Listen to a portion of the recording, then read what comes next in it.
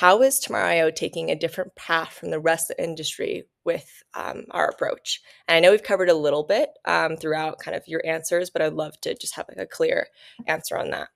Yeah, I think one of the innovative parts of Tomorrow compared to the rest of industry is that we've kind of taken the full approach of like end to end approach. We're not just a software company. We're also collecting our data, and we're taking that data to then influence our weather forecast, to then feed it into our own platform to build whatever tools that people need. So I Yeah. think that's one of the innovative parts is we have that end-to-end coverage from the data source all the way down to the API where people can hook into it for their specific needs. So that's the truly differentiating part at the moment.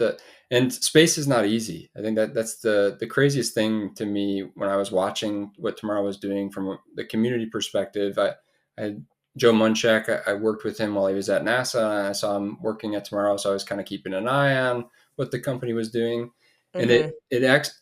it was mind boggling that a company was able to launch their own satellites that were collecting the data that I was using in my PhD of like doing research on. I'm like, why is it's kind of interesting. How does a company put satellites into space and use that? Yeah. Like, I thought these were reserved for kind of just societal benefit. Let's let's build a sensor and do a lot of foundational research on it. And then I didn't know that the price of going to space has come down so much that it would make it viable to make better weather forecasts, and that a private Yeah. company could lead that effort. That was kind of mind boggling to me, and Yeah. exciting too.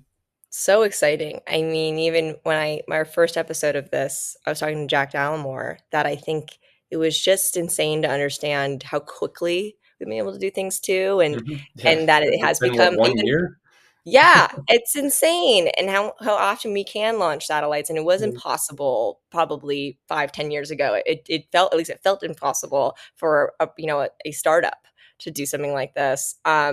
And again, and the idea of rideshare now, I like cracked up when I first heard that. I'm like Uber, Yeah, basically, and yeah. it's like it is. It's like a You rideshare don't up order it into on your space. phone, but it's Yeah, basically the same exactly. A thing. little bit more complicated to get, to Yeah. your destination, but with those school bus sized, satellites you're talking about, that was not possible. While now, when we are able to make them more compact, Mhm. multiple things can go to space, and private companies are able to do things that are impacting their industries. And in our case, it's really impactful to the weather community, which is really cool, and really cool to work somewhere that is doing that. And I I think it's agree. also interesting to hear that, as observing from afar, when you weren't even working at Tomorrow, you were like, how are they doing that? Mhm. And it's something that I hope that in this series we're answering for people of how Mhm. on earth are we do how on earth are we doing the things that we're doing at Tomorrow, because it's a very unique company. I think it's very special to work here.